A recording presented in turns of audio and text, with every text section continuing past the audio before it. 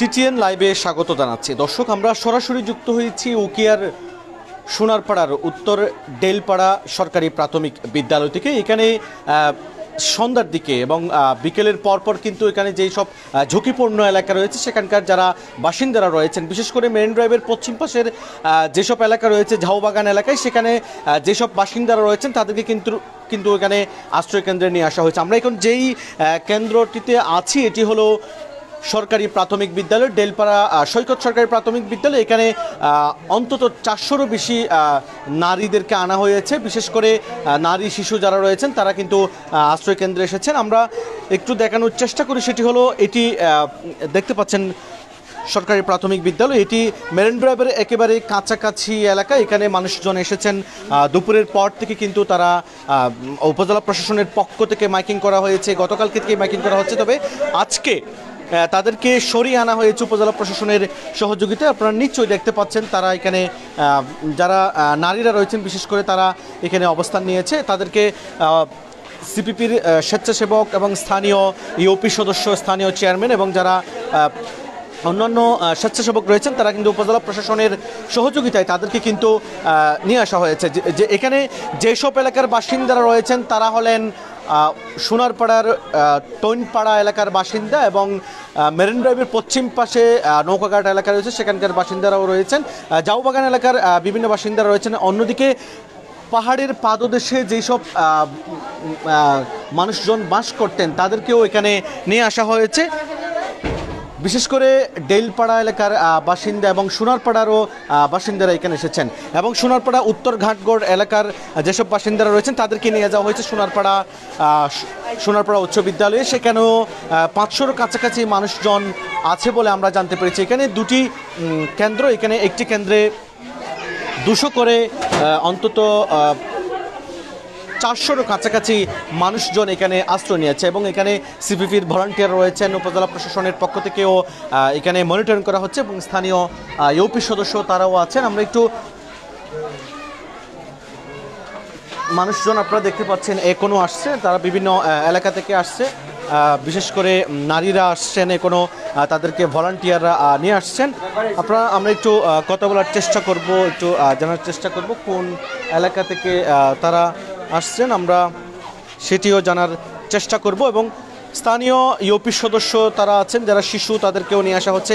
আপনারা দেখতে পাচ্ছেন স্থানীয় ইউপি সদস্য মোহাম্মদ কামাল উদ্দিন, তিনি তাদেরকে কিন্তু নিয়ে আসছেন এবং এখনও তারা চলে আসছেন। এখানে যেই সব মানুষজন এসেছে তারা আমরা দেখতে পাচ্ছি আপনি নিয়ে আসতেছেন। তারা বিশেষ করে কোন কোন এলাকার মানুষজন এখানে? আমাদের এখানে এলাকায় ডেলফাড়া, ফুগর ডেলফাড়া, পশ্চিম ডেলফাড়া, উত্তর ডেলফাড়া সাইড এলাকার মানুষ এখানে আসছে। আপনার এলাকায় এখানে সবচেয়ে ঝুঁকিপূর্ণ কোন এলাকায়, যেখানে পানি উঠলেই তলিয়ে যাবে মনে হয়, কোন কোন এলাকা? আমাদের এখানে আশ্রয় কেন্দ্র যেটা আছে ওইটা হলো ঝুঁকিপূর্ণ বেশি এখানে। আর আমরা শুনেছি যে মেরিন ড্রাইভের পশ্চিম পাশে অনেক করে, মেরিন ড্রাইভের পশ্চিম পাশে ঝাউবাগানে যারা বসবাস করে তাদেরকে সবাইকে নিয়ে আসা গেছে কিনা আশ্রয় কেন্দ্রে? আশা করি সবাই নিয়ে আসছি। এখানে কেউ নাই, গরু ছাগল আছে। যদি আরও বেশি আমরা আশঙ্কা খারাপ হয় আমরা গরু ছাগল নিয়ে আসবো। উপজেলা প্রশাসনের পক্ষ থেকে আপনাদের কি কি নির্দেশনা দেওয়া হয়েছে? উপজেলা প্রশাসন থেকে আমাদের দিছে যে যখনও পাইয়ে মানুষ ওখানে থাকতে দেবে না, এখানে আসতে হবে।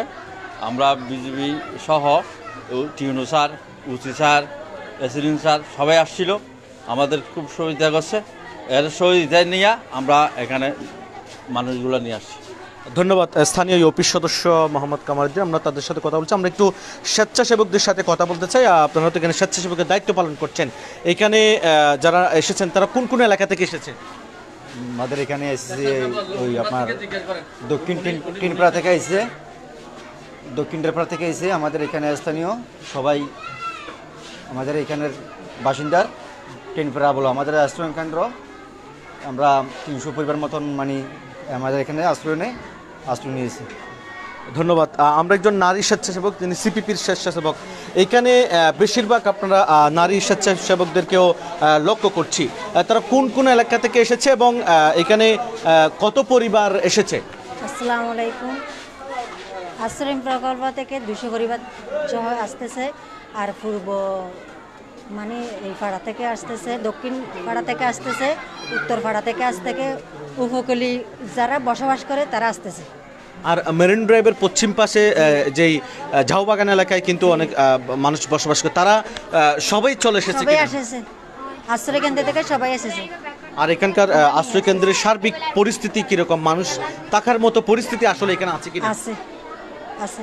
আর উপজেলা প্রশাসনের পক্ষ থেকে আপনাদেরকে কি কি আশ্বাস বা সহযোগিতা দিবে বলেছে?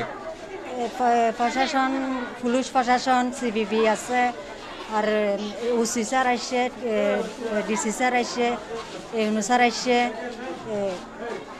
আরও মানে আরও বিভিন্ন গিয়া আসছে বিভিন্ন। আর খাবারের বিষয়ে কি বলেছেন এই পর্যন্ত? সবাই যেহেতু নারী, হ্যাঁ, খাবার খাবার দিবে বলছে, শুকনো খাবার বাদ দিবে বলছে। ধন্যবাদ। আমরা একজন নারী স্বেচ্ছাসেবক যিনি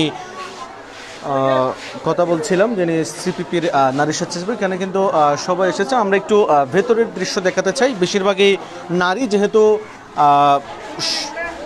সমুদ্র কাছাকাছি এলাকায় একেবারে, যদি কোনোভাবেই এখানে জলোচ্ছ্বাস বা জোয়ারের পানি বেড়ে যায় তাহলে কিন্তু এখানে পানি বাড়ার আশঙ্কা রয়েছে। কারণ সবখানেই কিন্তু আশেপাশে মেরিন ড্রাইভের আশেপাশে যেসব বাসিন্দারা থাকেন তারা কিন্তু একেবারে ঝুঁকিপূর্ণ এলাকায় থাকেন, বিশেষ করে টিনপাড়া এলাকা এবং যেই সব ঘাটপাড়া, উত্তর সোনারপাড়া এলাকা, রেজুকাল ব্রিজের পাশাপাশি যে এলাকাটি দক্ষিণ পাশে আপনারা নিচে দেখতে পান, সেই এলাকার বাসিন্দারাও কিন্তু এখানে এসেছেন। এবং আমরা যতটুকু জানতে পেরেছি এখানে 300 পরিবার এসেছে।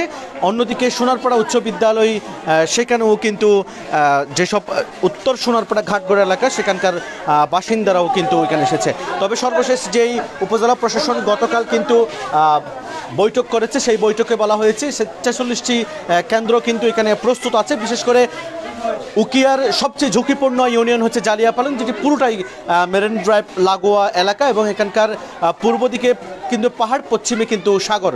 সুতরাং সবচেয়ে ঝুঁকিপূর্ণ, যে কোনো দুর্যোগের জন্য ঝুঁকিপূর্ণ ইউনিয়ন হচ্ছে জালিয়াপালং। এখানে বহু মানুষের ঘরবাড়ি কিন্তু যেই মেরিন ড্রাইভ সড়ক রয়েছে, সেই মেরিন ড্রাইভের পশ্চিম পাশে ঝাউবাগানি রয়েছে, সেই ঝাউবাগানের এলাকার বাসিন্দারাই সবচেয়ে বেশি ঝুঁকিপূর্ণ। এবং যেসব কেন্দ্রে এখানে মানুষজন চলে এসেছে, এখানে কিন্তু সেখানকার ঝাউবাগান এলাকার বাসিন্দাদেরকেও কিন্তু এখানে নিয়ে আসা হয়েছে। দর্শক, এই ছিল ঘূর্ণিঝড় রেমালের সর্বশেষ পরিস্থিতি সোনারপাড়া থেকে।